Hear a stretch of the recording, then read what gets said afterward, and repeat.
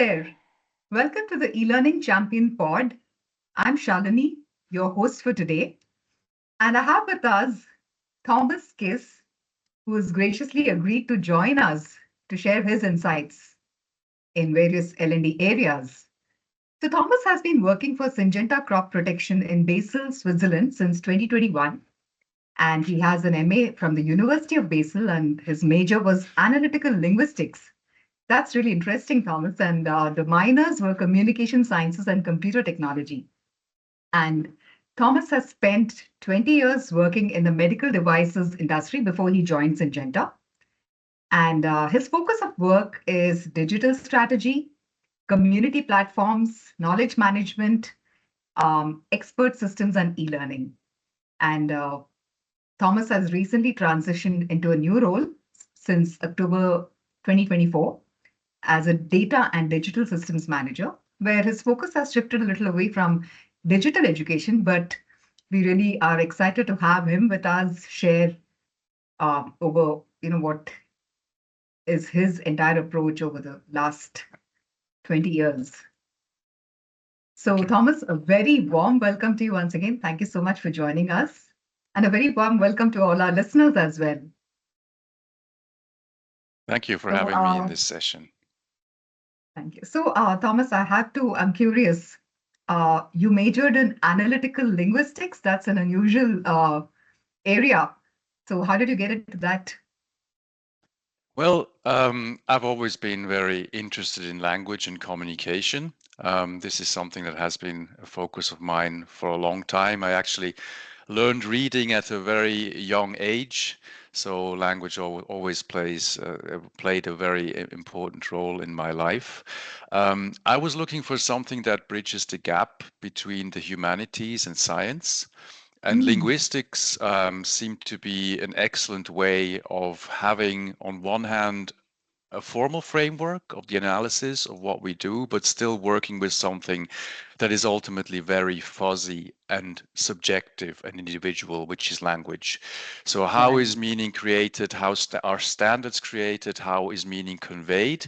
Was something that I was very keen on learning more about. And this is also what ultimately brought me into the learning space, because what we do when we create learning content is we create structures of meaning. We try to identify concepts and we try to get them across to our learners.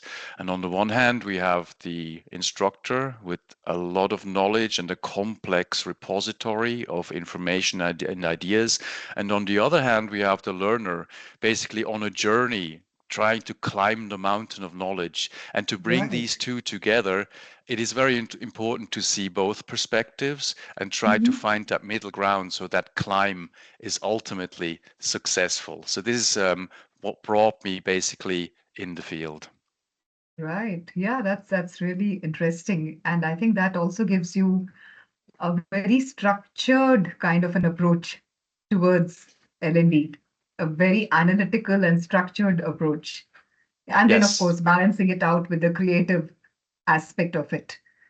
Absolutely. But I still feel that knowledge transfer is predominantly a functional challenge, which needs to be embedded in an experience, of course. We need to make the entire endeavor worthwhile, exciting, and explorative for the learner.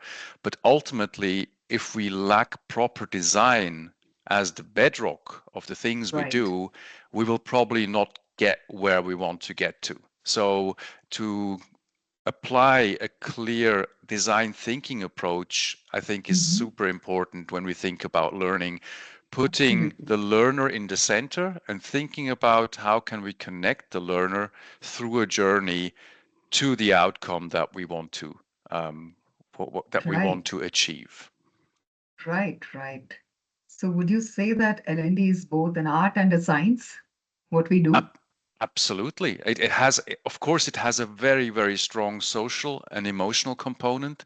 I think that has been also largely underestimated in the past few years, especially due to COVID, which imposed obvious restrictions on the way people can connect and interact with each other, but it also Right. has led to an overemphasis of technology. I think in many organizations, the quick solution was, well, let's just put it all online. Let just Right. people interact with knowledge assets on their own. Give them a little bit of structural and technology support to deal Mhm. with the content. And the expectation was that this shift would actually work out and land well with the learning community. But as we at Syngenta and probably also other organizations have learned, this didn't really work out because we were lacking the incentives, we were lacking the social component, the interaction, the experience part of it. Right.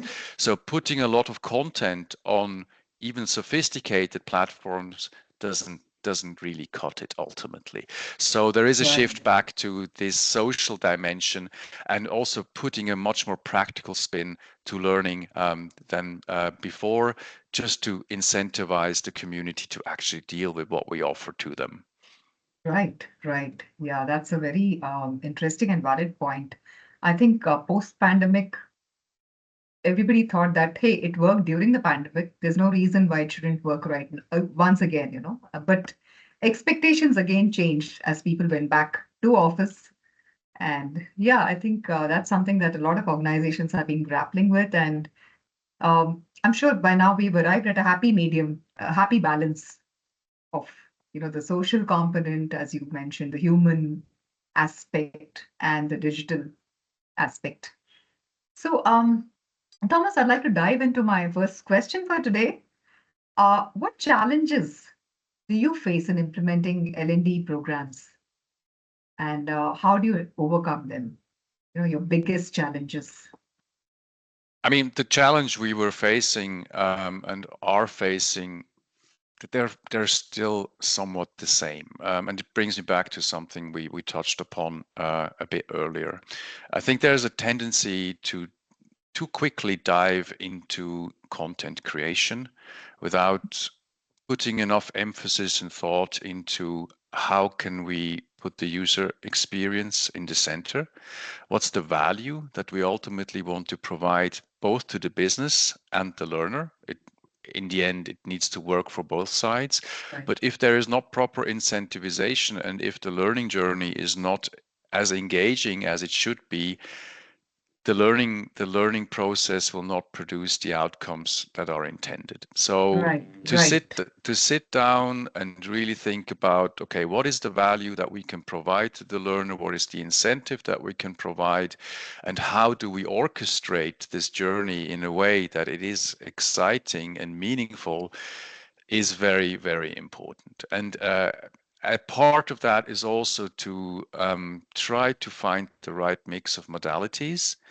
Right. So, not to overemphasize the individual interaction of the learner with content, but really try to also contextualize everything into a kind of a practical context and also a social context. So, it is just much more than just to produce content, which we very Right. often see when we look at LMS systems. They burst with content, but they Right. lack a lot of focus and concept. And this is also why in many cases the uptake does not meet the expectation. So you need to do much more than just think about producing more learning contents. It's thinking Right. about the journey that you want to take the user on.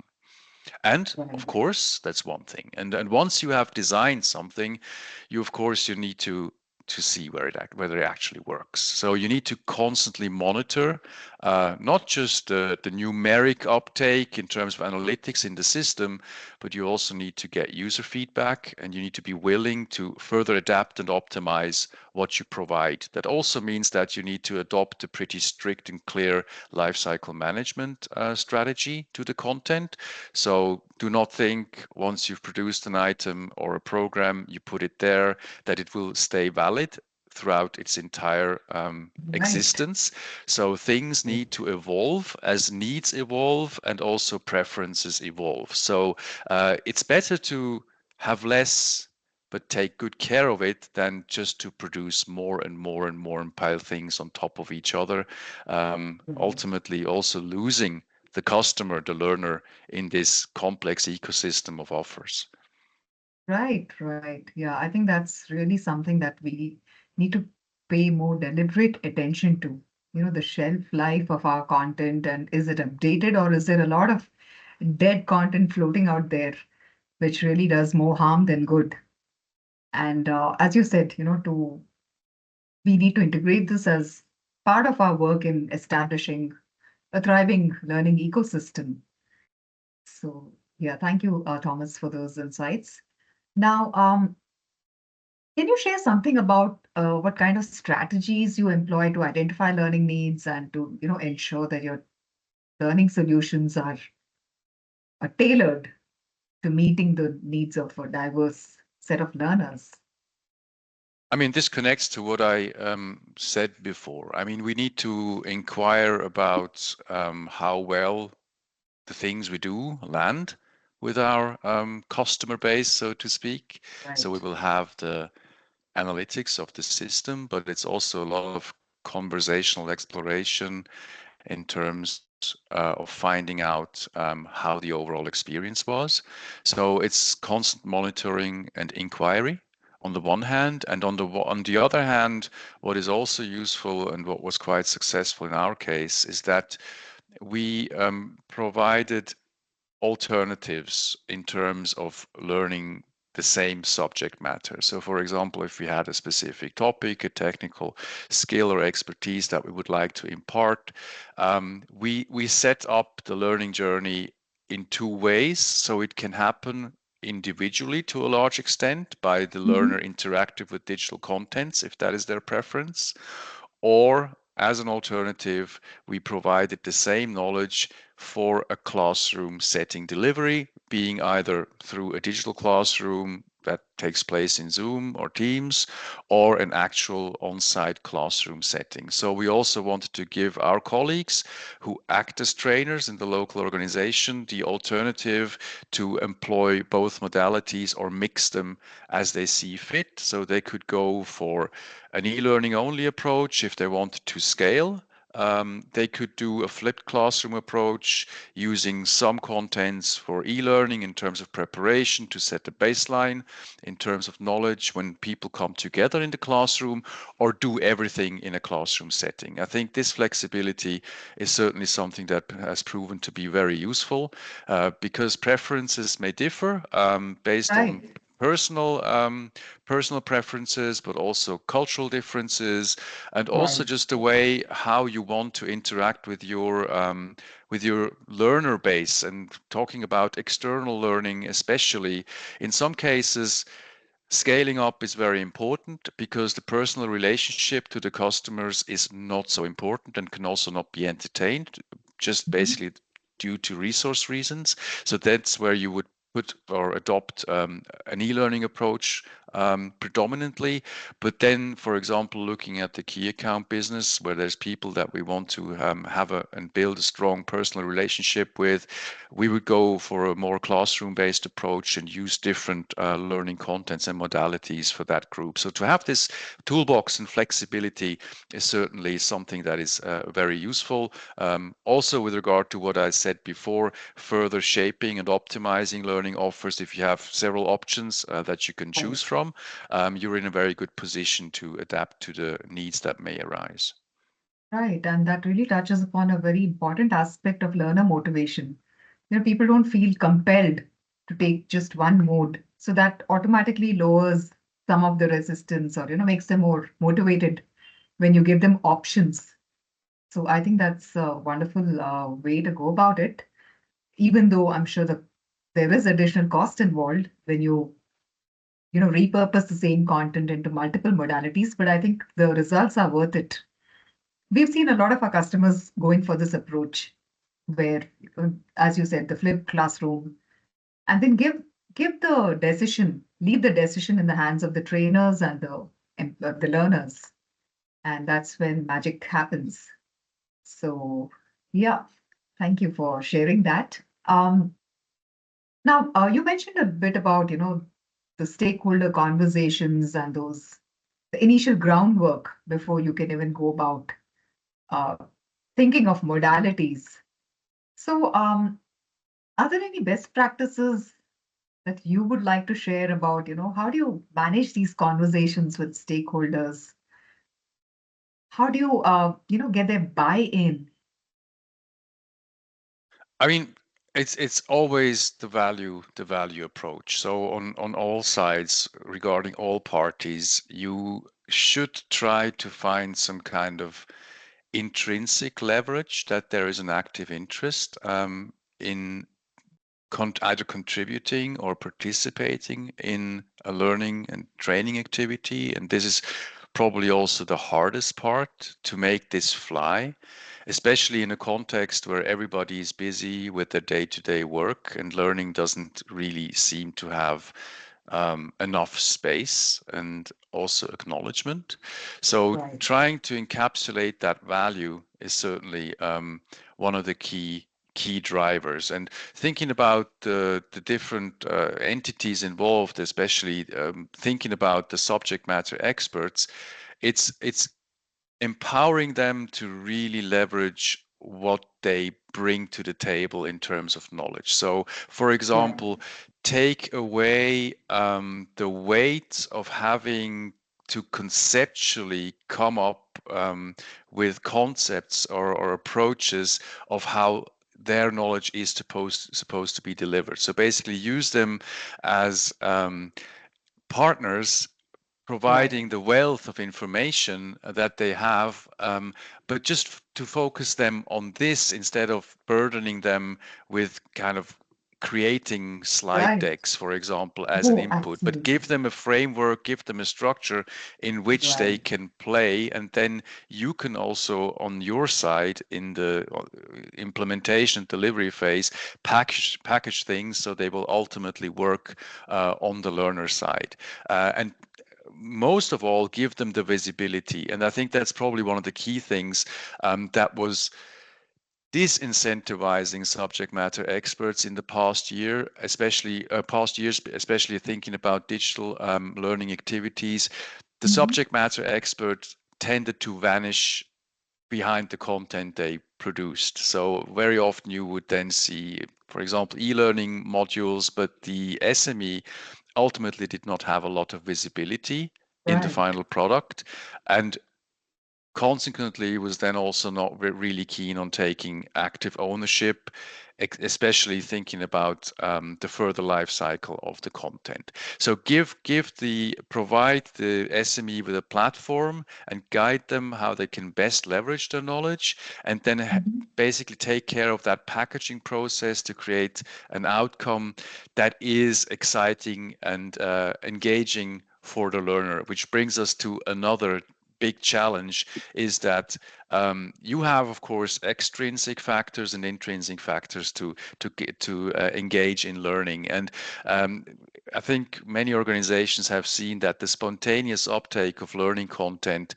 is not very high. The only programs that often work are those that are mandated, that need to be Right. completed, and all the rest is basically left aside. And so the, the Right. real the real challenge is, how can we incentivize learners to explore the learning ecosystem and actively work on their own personal development? And I think one of the key, uh, say, possibilities to make this happen, or keys to make this happen, is to make learning a part of their individual development plan, give them the freedom to choose in which areas they want to develop, and also then ultimately acknowledge their accomplishments, because Right. that's where the circle ultimately closes. Very often some learning objectives are defined for the next year, for example, but it's Hmm. not really monitored what the actual outcome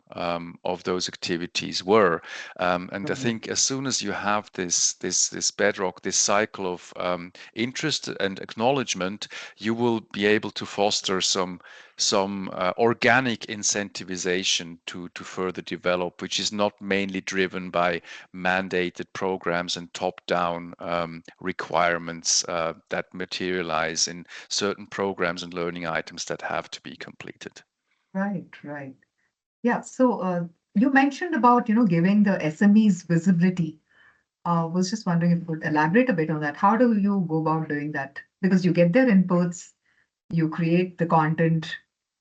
Is there some way we can acknowledge their contribution, give them, the credit that is due, even with e-learning programs, for instance? Is there anything that, you'd like to share? I mean, yeah, give them visibility in all potential instances where learners interact with the content. Provide information about them Right. in the learning program presentation. Provide some kind of means of communication, so they can actually act as tutors, so that they can connect with the learner base, that they see what questions have been asked, that they Right. can assume this teacher role, and for example provide short bios, introductory videos where the SMEs can present themselves to the learning Right. community. Yeah, just give the content a face. um, Yeah. and I think that's very important, brings us back to the social aspects of learning and how important those are. So content alone just doesn't cut it. You need to have a relationship, and you will have that relationship not just with the content, but also the SMEs, the contents come from. And I think this user Right. and social focus has been underestimated, and we should build more on that going forward. Absolutely. Absolutely. And I really like what you said. Give the content a face, because it's all coming from the expertise of one or two people who are involved in giving you the inputs. And sometimes digital solutions have a way of stripping out the personality behind it. So to capture their anecdotes, their war stories, their real life examples. And I really love that idea about, have the SME shoot a video and share it with the learning community. I was wondering, Thomas, since you mentioned, the social aspect, do you have communities of practice within Syngenta for various functions as far as learning goes? We do not have in our area. The learning community is more powered and driven by local needs regarding customer support. So we were also more outward facing in our training activities.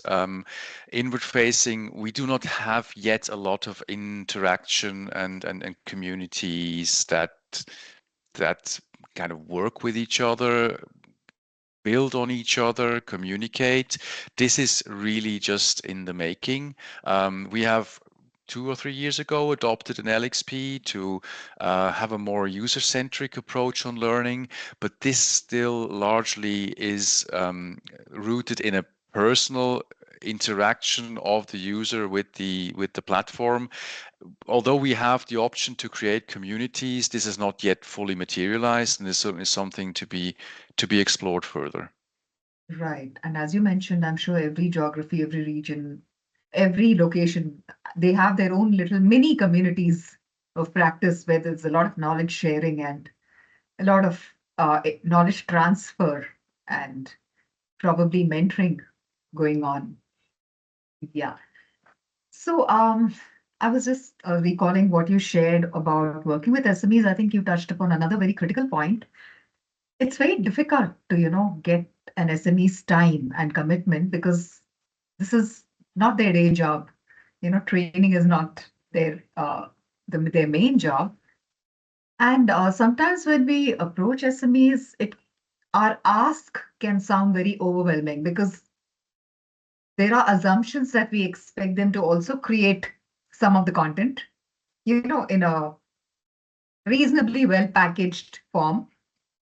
So I think what you shared about, making it very clear, having role clarity and letting them know that they are the content, the knowledge experts, and we are the ones who will conceptualize it, design it, and present it in the best possible way so that the learner gets a great learner experience and not just some training that they have to check off.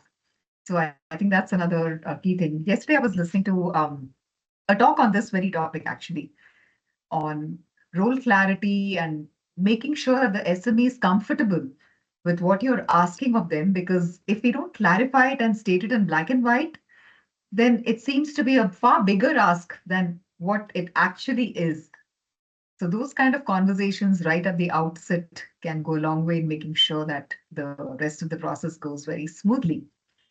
Yes, and on top of Um, that, you need to consider that in many cases, or in most cases, also at Syngenta, for example, the SMEs do not have a lot of didactic background. So right, they're experts in terms of they have a wealth of information and knowledge stored within them, experience, but they're not right, necessarily able to structure that information in a meaningful way.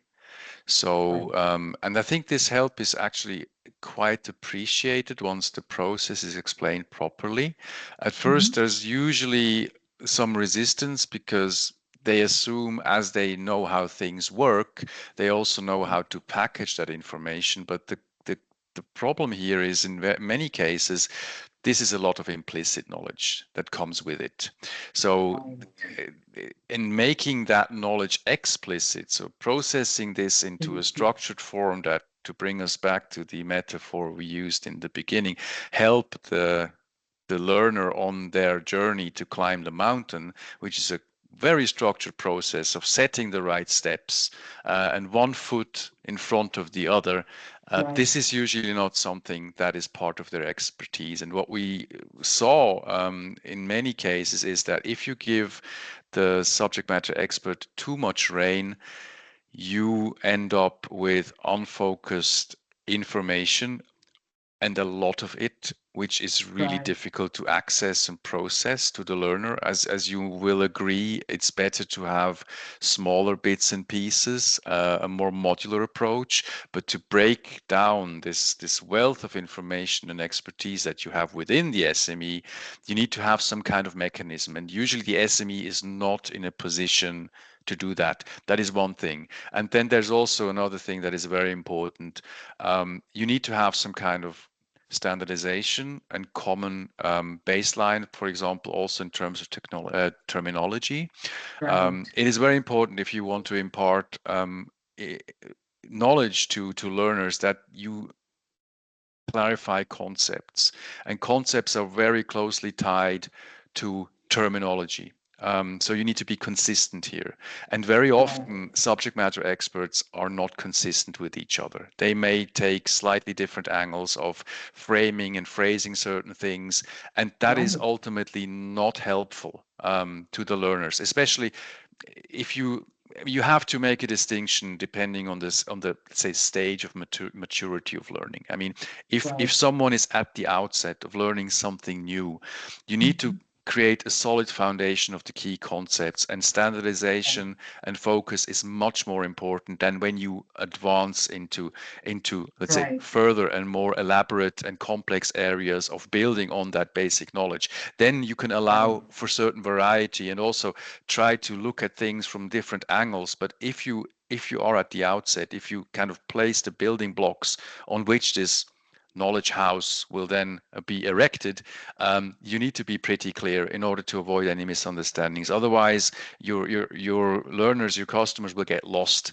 in potentially contradictory or unclear definitions Right. and framings of things, and will just get annoyed and will also lose interest. So it Right. needs to be accessible, meaningful, and it needs to build, each block needs to build on the next, especially Right. at the beginning.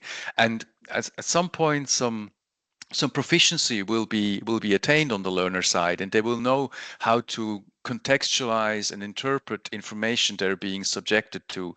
But this is at later stages of learning, and those later stages of learning will also most likely not rely on the more, let's say, traditional forms of learning like classrooms or e-learning assets. This is more explorative, but that's of course when it becomes really interesting. But if you want to have the solid foundation, you need to have clarity. I think that's very important. Absolutely. Focus and clarity. And this is why you need to kind of create a consensus or a standardized terminology and conceptual framing across different subject matter experts that may contribute to one thematic area. So let's say the level of governance that you Absolutely. need to apply is much higher in earlier learning development stages than later ones. It becomes more creative, more explorative, more interactive, and of course also more fun.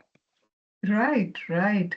I'm trying to recall, I'd done a very brief course in linguistics way back, and a common lexicon, is that the right way to put it? They have a shared understanding of what you mean by Right, something. right, Yeah, I think that's really important. And especially also when L&D, we as L&D professionals have conversations with SMEs, sometimes we use our own lexicon, our own way, our own semantics, which may not be obvious to the SME at all. So I think there is that bit too to consider where we have to speak that, we have to have these conversations in a language that the SME understands. And right. eventually the learner understands what the Exactly. SME wants to convey. So I think that's where we play a critical role in conveying the intended meaning and helping learners process information and build on it very systematically, as you said, lay the foundation, a robust foundation, and build on it brick by brick.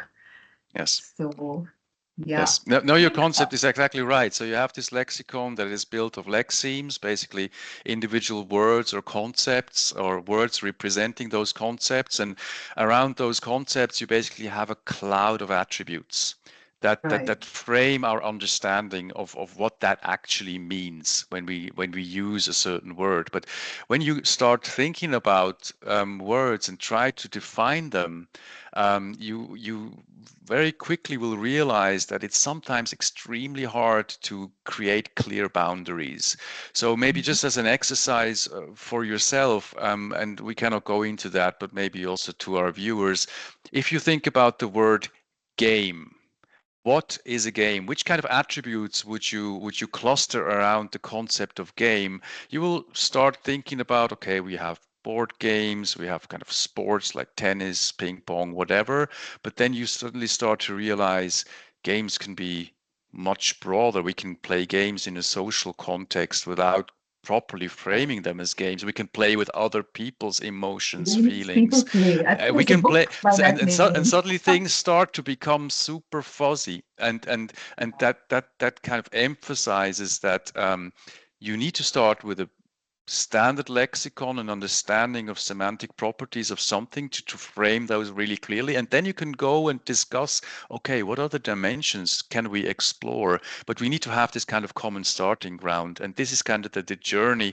that we need to kind of take the user on, that we start with a pretty clear definition and then start building this contextual framework of understanding. And I really like this metaphor of knowledge and understanding as a ball, as a sphere. So the bigger and the inside of this sphere of this ball is what we know. And the outside of this is what we don't know. So, what we need to explore, what we need to learn.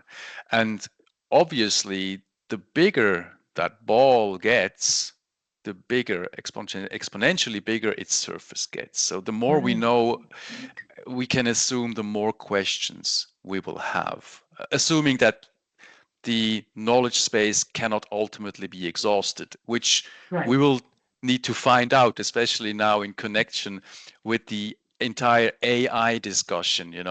Right. Can AI solve everything? Can basically AI expand this ball indefinitely? So Right. it will basically lose its surface. Yesterday, I saw a YouTube video where they stipulated that, for example, AI can answer all the questions we have in physics for us in about Mhm. 5 to 10 years. It can exhaust all the possibilities, potential questions, provide all the answers. It remains to be seen whether this is the case. But looking at Right. how we have traditionally conquered the knowledge space, it is really by expanding our knowledge and finding new frontiers for questions and exploration. So this metaphor of the ball expanding and gaining in surface area constantly, I think is a very nice way to look at it. Yeah, it is. It is indeed. I mean, I can just visualize it. And next time I approach some initiative, I think that's going to stay at the back of my mind. Okay, I know just the inside of it. And this is an expanding ball. So there's more ground to cover as we progress and take the learner through their journey. So yeah, that's a very interesting metaphor, Thomas. Um, I'd like to tie this to the next question since you mentioned AI and how it's really pushing boundaries and we don't know where is it in stretching into infinity or where does it stop? So how do you perceive the evolving landscape of learning and development, in this context of advancing AI tools and technologies? I think What is the impact to our function? I think we will become managers of knowledge tokens more so, and let's say the learning process in a more interactive way. The way I see it going is that learning will move away from asset-based interaction. I think what we see today in terms of modules and videos Right. and defined more or less static bits and pieces Mhm. of learning content, I Right. think that will go away. So basically this LLM philosophy of a tokenized knowledge Mhm. framework that consists of smaller bits and pieces. I think that will have a profound impact on how learning will take place. So it's basically Right. a substitution of the mentor learner or tutor learner relationship where AI will step into that place. So things will very likely become much more personalized. And the big advantage here is, of course, is that the LLMs will help us structure the content that we have. So Right. I'm currently working on a project employing a generative AI approach, which is called retrieval augmented generation, where Mhm. you basically have on the one side, you have a knowledge index based on currently still documents, which is accessed based on a user query. The relevant content or knowledge items are extracted. This Mhm. information is sent to an LLM, which then builds an answer. So this is basically a first iteration of an interactive tutor that can answer questions based Okay. on user queries. But this is, of course, only the first step because the key challenge in learning and building your knowledge is knowing to ask the right questions. Oh, And and absolutely. if you do not Absolutely. know which question to ask, then you will probably Right. also not be able to identify the information that is relevant to you. So Right. this evolution needs to go much further so that the system basically knows whom it is talking to or interacting with, and then Right. guiding that entity or individual along the right path. And we're nowhere near that yet, but this is certainly where things are going. So Right. basically have a tokenization of the asset landscape. Mhm. This token landscape will need to be managed actively. So this is how I see the role of all R&D, L&D evolving in the future, and then have a much more personalized way of interacting between people and knowledge, users and knowledge. Right. So go away from this package, quite static, Right. Right. standardized asset library Right. into a knowledge space that adapts to the user's Right. need and guides them along a specified journey, either pre-specified for them or explorative, specified based on the interest of the individual. Right. Right. Actually, yeah, it sounds, I mean, it's really transformed our space like no other technology has. And since you mentioned Gen AI tools that you're using currently, so you're training them on your data sets so that they pull up the correct bits of information when users prompt them for them. So that's one aspect. And the other is, of course, probably training up users on how to make the most of the prompts, because everything depends on the input that you give it. So yeah, I heard something very interesting yesterday. I thought, chatbots were a more recent phenomena. I was very totally astounded to know that the first chatbot was actually deployed in 1961. And apparently it was a chatbot called Eliza, which was trained to function as a psychotherapist. So that was also very fascinating. I need to dig in some more to see what was the choice of this function. So anyway, that's just an aside.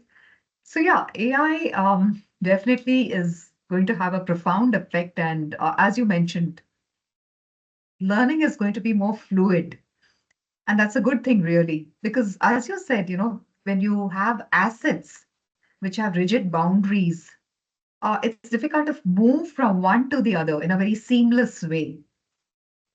And with the kind of personalization that AI is now enabling, it's going to adjust dynamically based on the learner's past history, their past performance in a given area, and mapping it to the skills they need. So it's all really exciting. And I'm sure with the LXP also, it's been since the LXP also kind of uses AI as a base. I I think learners do have a far better experience than through a traditional LMS. So, thank you so much, Thomas, for this very fascinating conversation. And is there anything you'd like to leave, any parting thought you'd like to leave with our viewers today? Well, I haven't thought of a closing statement. I think we live in very, very exciting times. I think the possibilities that we have in terms of technology and user interaction will have a profound impact on learning modalities, how we think about learning, and but what it also will potentially bring, and I think that's very important, is that we reappreciate the social dimension of learning, and Right. that learning is a community effort. And even if these systems will become more sophisticated as we move on, I think it's still about the social fabric, and it's more than just knowledge transfer. There's a Right. there's a there's a huge social and emotional component to it, and we should always keep Absolutely. this in focus. It's about people and how they interact with each other. Technology is very useful and will become even more so, but it needs to have its right place. And I Right. still Awesome. see technology in more of a supporting than in a Right. leading function. I think An we should enabler. yes, I Right. think we should lead the way. We should put the people, the human beings that we live and work with together in the center, Right. and see where technology can fill in the gaps and support, but not Absolutely. be basically, yeah, setting the scene, setting the priorities, and leading the way. I think that's also a learning looking back on the technological evolution in the last 50 years of IT technology. At the beginning, technology was king because technology basically set the boundaries of what was possible. Right. At some point, as visual capabilities, memory, and all these things became less of an issue, content moved into the center. And we have now, in the last, let's say, 20 years, made another transition, putting the user or the human being in the center, also with the advent of solutions like learning experience systems that you just mentioned. And I think we should further build on this idea of putting the learner, the user, the human in the center, and leveraging technology as a catalyst, as a support mechanism, as something that liberates us to do more and be more successful with the time that we use, but still see it as a clearly supporting solution. Right, right. Yeah, thanks, Thomas. That actually it helps to remember that and to not lose sight of that fact because really there is no substitute for the human aspect that we bring to our job. And in fact, this also addresses many fears and concerns that many professionals have about technology replacing them entirely, AI replacing them entirely. I read a very interesting quote which said, "Don't outsource your thinking to AI. Let it do everything else. But like you said, don't let it take the lead. Don't let it call the shots. Don't let it set the parameters. Those are decisions that rest with us." So I think together we can really, by partnering with AI, using it as an enabler, a support technology, we can really achieve great things. Yes, have a constructive dialogue with technology. It's exciting that Yeah, this is basically now possible. Yeah, yeah, so a new entity has entered the space, so to speak, and right, we can go on that journey together. right. Thank you so much, Thomas, and thank you, listeners. I hope you found this the insights that Thomas shared uh, truly as enjoyable and useful as I did. And thank you once again, Thomas, for accepting our invite so graciously. And thank you, listeners. Do stay tuned for our next podcast. My pleasure. Thank you.